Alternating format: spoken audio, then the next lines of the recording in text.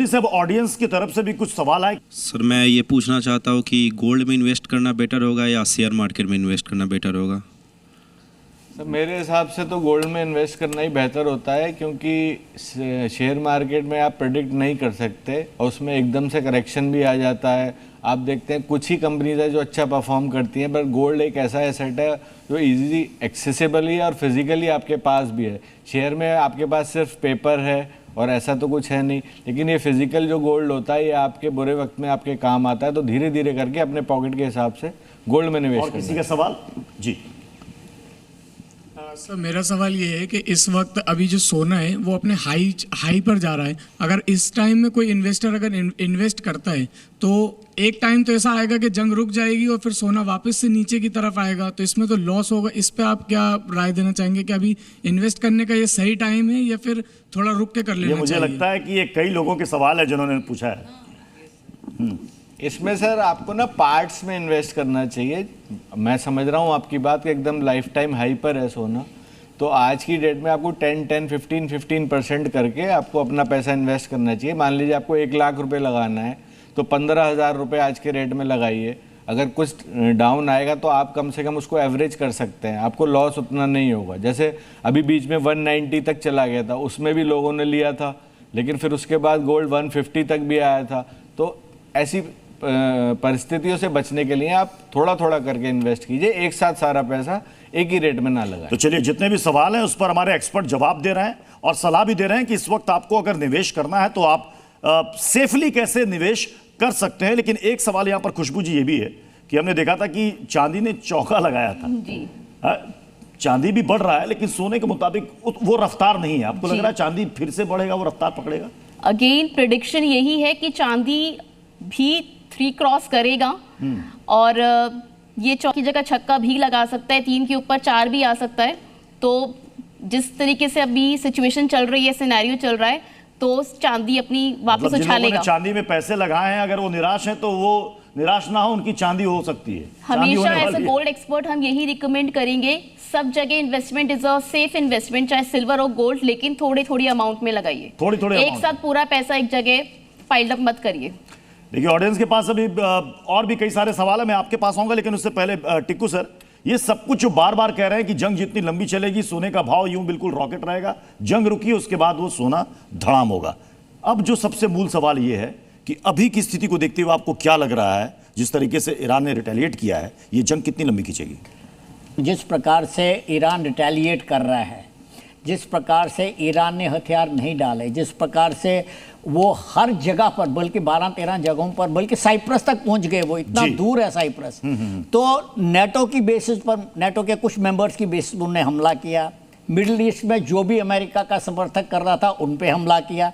तो ऐसा लग रहा है कि इस हालत में जंग काफ़ी देर आगे चलती रहेगी, क्योंकि हम रिजीम चेंज की बात करें, मेरे ख्याल से ये मामला रिजीम से आगे चला गया। और आप देख रहे हैं कि अमेरिका B-1 और B-2 बॉम्बर्स भेज रहा है डिस्ट्रॉय करने के लिए, उसके बावजूद कुछ मिसाइल साइट तो उनकी काम कर रही हैं, तो उसको बर्बाद करने में बहुत टाइम लगेगा। और मैं मानता हूं कि ये जंग ज़्यादा दूर चलने की संभावना है। ऑडियंस से कुछ और सवाल लेना चाहता हूं, किनका सवाल है? सर मेरा सवाल ये है कि जो स्ट्रेट ऑफ हॉर्मुज और छावार पोर्ट बंद कर दिया गया है, उससे भारतीय मार्केट पे क्या असर पड़ेगा स्ट्रैटेजिक तौर पर? देखिए, स्ट्रेट ऑफ हॉर्मुज में तकरीबन हमारा ही नहीं, पूरे विश्व का 60 से 65% तेल जो है वहाँ से निर्यात होता है, बाकी खासकर चाइना के लिए।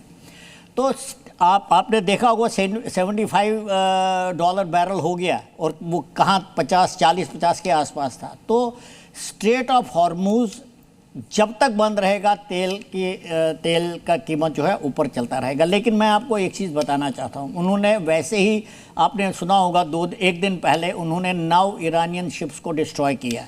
मुझे लगता है अगर जंग ज़्यादा देर तक खिंच जाएगा, स्ट्रेट ऑफ हॉर्मुज को अमेरिका किसी न किसी तरीके से खुला रखेगा, क्योंकि उसका असर जो है पूरे वर्ल्ड की इकनॉमी पर पड़ रहा है। और मुझे लगता है वो इसकी प्राथमिकता होगी अगर वो सोचते हैं कि जंग ज़्यादा दूर चलेगा। स्ट्रेट ऑफ हॉर्मुज को खोलना इंटरनेशनल इकॉनमी के लिए बेहद ज़रूरी है। ठीक है, अब संजय सोई सर, ये क्रूड ऑयल के दाम भी बढ़ रहे हैं और ऐसी आशंका जाहिर की जा रही है कि आने वाले समय में अगर स्थिति ऐसे रही तो पेट्रोल डीजल के दाम भी बढ़ सकते हैं। ये क्रूड ऑयल और सोने की कीमत, इसको आप आपस में रिलेट करके देखते हैं क्या? नहीं, देखिए ऐसा है कि ये जो क्रूड ऑयल का जो संबंध है वो इस समय में जो मध्य पूर्व में जो जंग चल रही है उसके साथ ज़्यादा है। जैसे कि हमारे दूसरे पैनलिस्ट ने बताया, गल्फ ऑफ हॉर्मुज में या फिर सऊदी अरेबिया में आर्मको रिफाइनरी पर हमला हुआ, कतार में रिफाइनरी पर हमला हुआ, इनके द्वारा कहीं भी देखिए डिमांड और सप्लाई की बात है। अगर सप्लाई पर इफेक्ट पड़ता है तो डिमांड ज़्यादा हो जाती है, रेट बढ़ जाता है। तो यहाँ पर एक क्रूड का एक अलग चलेगा। दूसरा जो बात है सोने की बात है, वो असुरक्षितता की वजह से होता है कि जब भी लोग अपने आप को असुरक्षित महसूस करते हैं तो वो सोने में इन्वेस्ट करते हैं। विपुल जी, एक सवाल और है जो कई दर्शकों का है, वो ये है कि हम फिजिकल गोल्ड खरीदें या फिर हम डिजिटल गोल्ड खरीदें? सर हमेशा मैं तो बोलूँगा कि फिजिकल गोल्ड ही खरीदना चाहिए, क्योंकि डिजिटल गोल्ड में आपका एंट्री लोड भी ज़्यादा होता है और एग्जिट लोड भी ज़्यादा होता है।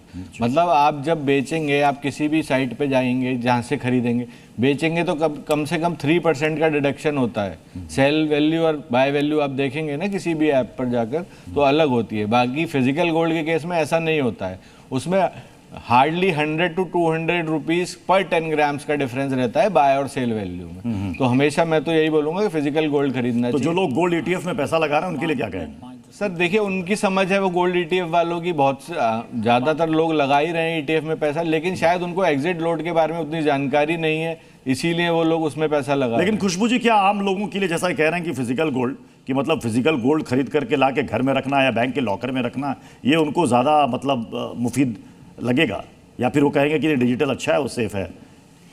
दोनों ही कैरी करने का कोई झंझट नहीं है। हाँ, दोनों ही इन्वेस्टमेंट है। Physical gold is always best option, safer option नहीं कह सकते, क्योंकि कई लोग कहते हैं कि बैंक में रखेंगे, बैंक जाना पड़ेगा, इतना टाइम नहीं होता। लेकिन मैं हमेशा बोलूंगी कि इट्स ऑलवेज अ सेफर। आप फिजिकल खरीदिए। जैसे सर ने बताया कि आप जब डिजिटल जाते हैं तो आपको थोड़ा सा लॉस होता है उसमें, तो फिजिकल लेंगे तो आपका 100% वो एक रिटर्न वैल्यू देता है। यहाँ पर और किसी का सवाल?